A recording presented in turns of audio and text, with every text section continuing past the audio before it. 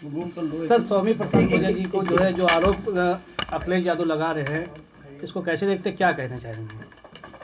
पहली बात तो उन्होंने आरोप क्या लगाया है उसकी विरोध जानकारी नहीं है। हाँ, पत्रकारों के माध्यम से मालूम हुआ है कि उन्होंने कहा है कि मैं किसी के दिल में क्या है उसको कैसे जान सकता हूँ। दिल में जाने और जानने की ज़रूरत नहीं है। 13 फरवरी को जो मेरा इस्तीफ़ा पत्र है उसमें सब स्पष्ट है। उस बात को जानने की कोशिश करनी चाहिए, जिसको मैंने 12 फरवरी को व्यक्तिगत भी बात किया था और 13 फरवरी को पत्र के माध्यम से भी अवगत कराया था कि मैं जब से समाजवादी पार्टी में आया लगातार जनधार बढ़ाने की कोशिश की।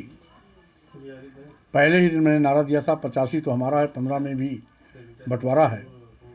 बहुजन समाज में जन्मे संतों, गुरुओं, महापुरुषों ने, सामाजिक परिवर्तन के महानायकों ने जो लड़ाइयाँ लड़ी थी, उन्हीं की विचारधारा को आगे बढ़ाने की दिशा में मैं इस देश के आदिवासियों, दलितों, पिछड़ों, महिलाओं, मजलूमों, मजदूरों, किसानों को जोड़ने का अभियान चलाया।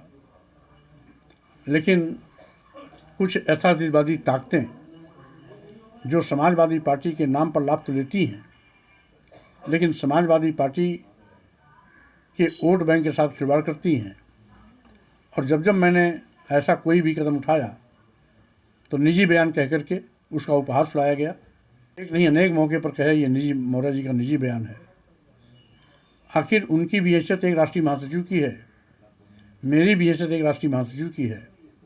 एक राष्ट्रीय महासचिव का बयान पार्टी का हो जाता है और दूसरे राष्ट्रीय महासचिव का बयान निजी हो जाता है। ये भेदभाव क्यों? अगर यही भेदभाव होना है तो ऐसा भेदभावपूर्ण पद मुझे नहीं चाहिए, क्योंकि मैं तो भेदभाव के खिलाफ लड़ता ही हूँ। मैं तो इस देश में जो विषमता है, जात पात, छुआछूत, ऊंच नीच का जो भेदभाव है, उस भेदभाव के खिलाफ लड़ाई लड़ रहा हूँ। और मेरे साथ भी यदि कोई भेदभाव होता है, पद के साथ भेदभाव होता है, गरिमा के साथ भेदभाव होता है, तो स्वाभाविक रूप से मैं उस पर प्रतिकार करूँगा ही करूँगा। और जो 13 फरवरी के पत्र में स्पष्ट है। इसलिए रही बात, उन्होंने कहा कि मैंने सम्मान दिया, तो मैं ये बताना चाहता हूँ कि समाजवादी पार्टी आज सत्ता में नहीं है, सम्मान देने की हैसियत में नहीं है। और अगर देने लेने की बात आई तो 2022 के पहले समाजवादी पार्टी के पास मात्र 45 विधायक थे। मेरे आने के बाद समाजवादी पार्टी के विधायकों की संख्या 111 हो गई। समाजवादी पार्टी का जनधार जो समाजवादी पार्टी सरकार के दौरान भी नहीं था, वो 2022 के चुनाव में उनको मिला। 6.5% वोट की बढ़ोतरी हुई है, बहुजन समाज पार्टी से आने वाले नेताओं के फलस्वरूप ही हुई है। इसलिए अगर देने की बात होती है तो मैंने उनको दिया है, उनका वोट बढ़ाया है। जो कभी समाजवादी पार्टी से नहीं जुड़ते थे उनको भी जोड़ा है। लेकिन जब वहाँ पर मेरे अभियान का मजाक बनाया जाने लगा, तमाम छुटभइये नेता से चिल्ली बखाड़ने लगे, बड़ी बड़ी बातें करने लगे, राष्ट्रीय अध्यक्ष जी को अवगत करने के बावजूद भी उस पर लगाम लगाने के बजाय आज मेरे पत्र को भी गंभीरता से न लिया जाना इस बात का प्रतीक है कि कहीं न कहीं ऐसे तत्वों के पीछे अखिलेश जी का सह था।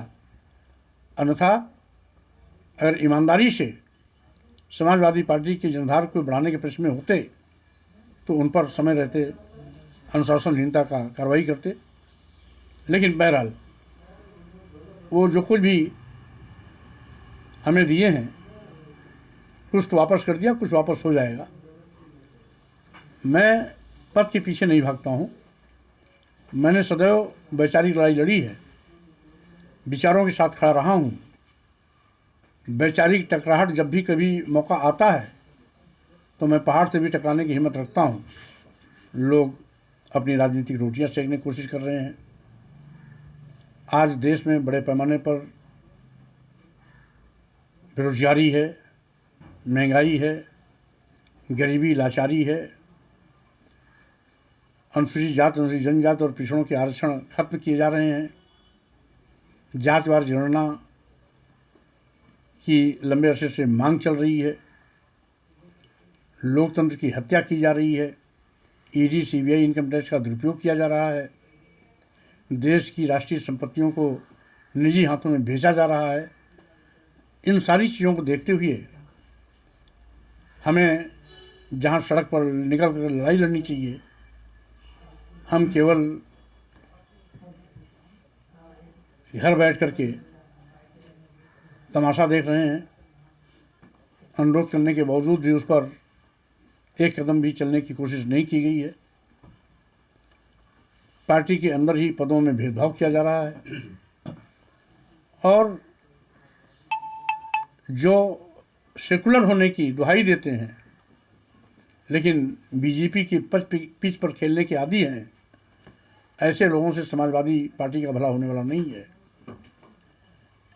तो स्वाभाविक रूप से आज मैं उन्हीं विचारों के लिए आज भी खड़ा हूँ जिन विचारों के लिए समय समय पर मैं खड़ा था और आगे भी खड़ा रहूँगा।